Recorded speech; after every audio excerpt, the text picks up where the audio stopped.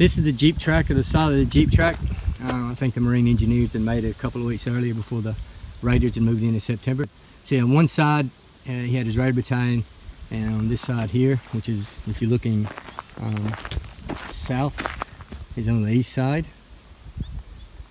the Paramarines, or Paramarine battalion was on that side. So Bravo company of the first Paramarine battalion was occupying this side.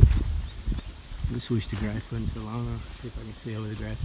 And that small spur to the east, if you pan over on this side of the road where it just came from, Bravo company Raiders occupied the front of Hill 1, and below them to the right hand side, like I said, Charlie company occupied from about halfway down the hill to the Lunga River.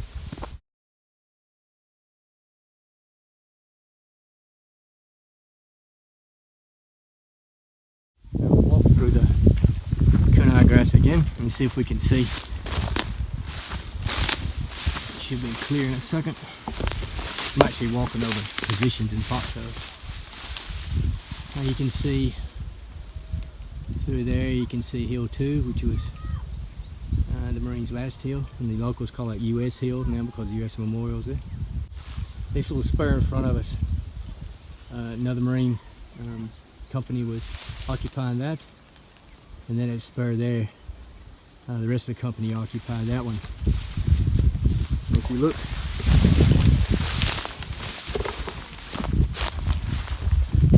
I'll have to show you later, but the Charlie company of the Paramarines occupied a small ridge right behind this one. So Edson actually had a 3-tiered line system on the first night.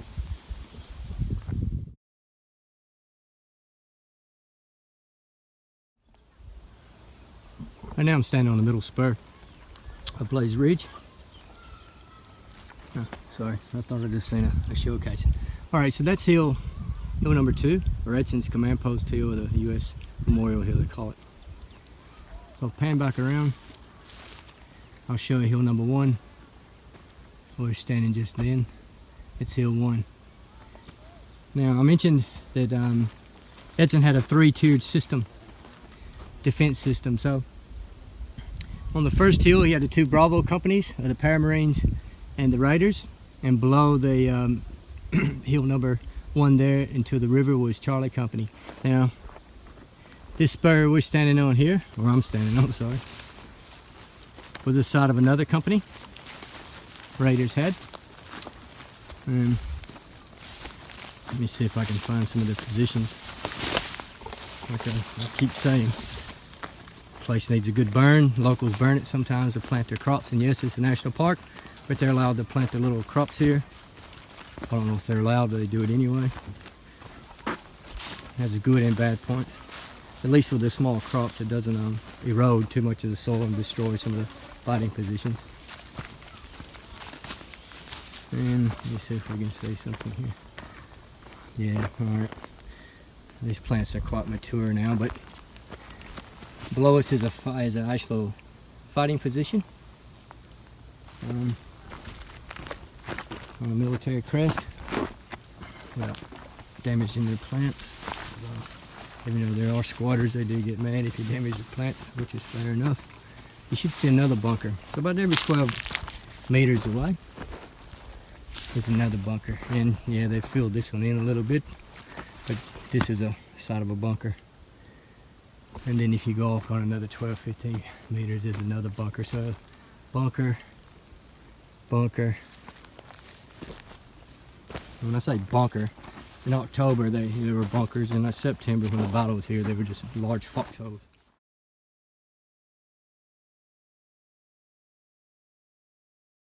This is occupied by Bravo company. Below us is all fig jungle, and the top of that hill was barren. So you do your reading, you'll know that Edson, after the Japanese did a limited attack on his right flank and pushed Charlie back,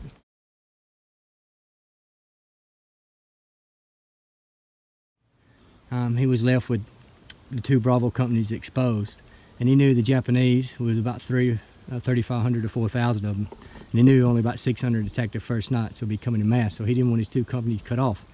So what he did a very smart thing. He pulled the two companies that had on hill number 1 there and pulled them back to his second line.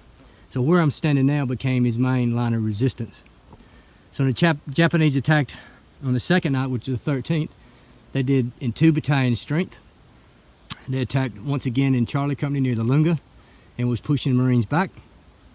And yeah, Charlie Company of the Raiders was on the other side of the road, on this ridge line, and they pulled back for some reasons. I don't know if they got miscommunication, but left Bravo Company exposed here. And you read reports about some of the Bravo Company, company commander and the privates were pulling out, and there's one private I read where he actually jumped on the road here. Remember, it was pitch black, and he got into a column of Japanese running down the road. So he just, once he realized he was with the Japanese, he just kind of peeled off into the bushes and made his way back. But Bravo Company here was throwing down a massive amount of fire straight in front of us. Now, I think I got in another video the amount of spent casings, or not spent casings, but actually impacted bullets on that hill right directly in front of us. So that was a good impact zone. There's a famous photo, I'll see if I can post it, of 4 dead Japanese, taken by the only combat photographer the 1st Marine Division had as a lieutenant. He took the photo there, and one of my friends had spoke to him, and he actually said when he took the photo, it was 4 dead Japanese on a corner right directly in front of us.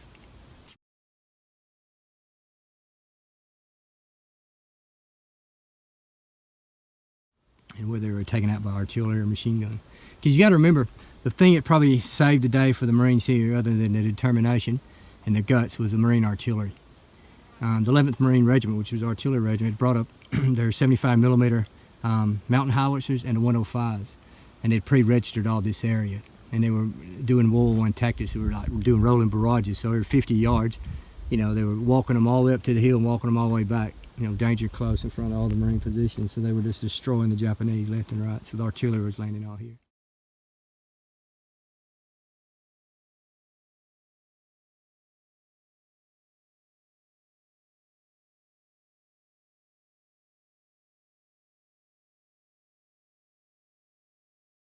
So on the night of the 14th, the Marines pulled out of this position. Same with the Marines over here to our right. You can see it's at a good position.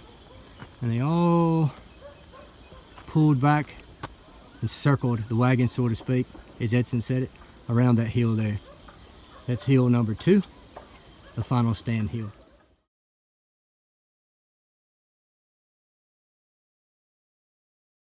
Here we are on the back of that middle spur, Bloody Ridge. The locals have burnt, and you can see, I'll show you here, the strands and strands of barbed wire. This is all World War II stuff.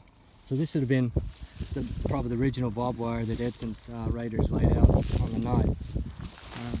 Like I said, they'd established 3-line tier. Get hung up on this stuff. You can actually see, probably in the October, when they fixed this up better positions, you can see some of the actual improvements with the locals that have actually cleared it. But you can see the flat areas. This is on the reverse slope. So I'd say these flat areas is where the Marines would have had their sleeping bunkers. I've seen photos of them. They had the fighting bunkers up front, and they had just foxholes and covered with ponchos and tents. They were used for command posts, and aid stations, supply points, sleeping quarters.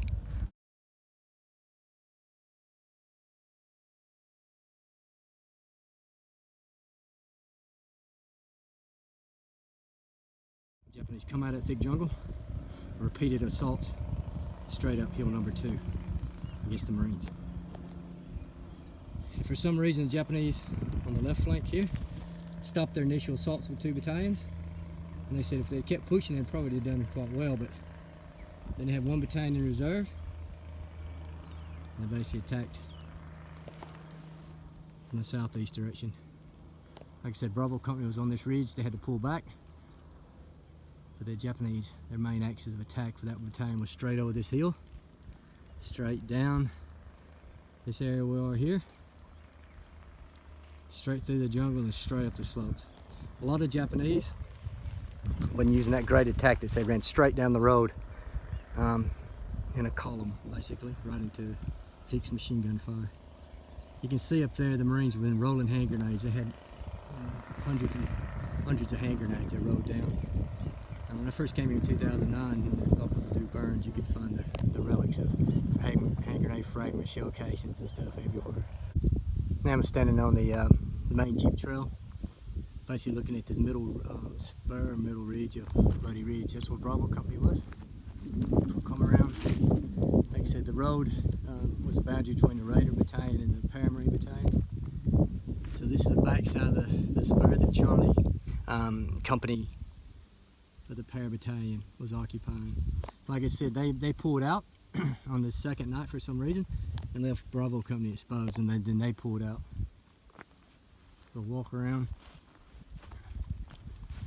You can see how close we are to hill number 2, which was Edson's hill, where Edson was on the top of that and the Marines formed around it, and the Japanese are doing repeated assaults.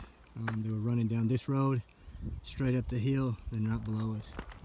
Now I'll walk to the side of the ravine. There's a small ravine. It's mentioned in the history of the Battle of Edson's Ridge or Bloody Ridge, where the Japanese attacked through a ravine on Edson's left flank at the bottom of the hill number 2. This is the ravine. During the time of the battle it was jungle, like this whole area I'm walking now was thick jungle. The area below me now was the side of the ravine.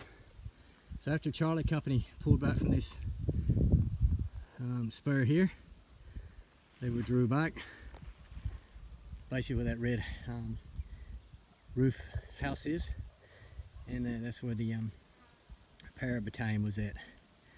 So the Japanese attacked up here, pushed them back, and that's the scene of the Para Raider counterattack. Edson looked for the battalion commander, couldn't find him, so he got one of the company commanders. He said, take 2 of your companies, Para Marines, put on line, and move back and push those Japanese out.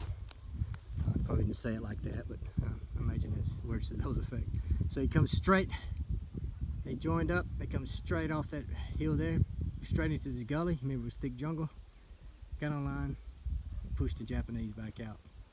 Then they maintained their position there.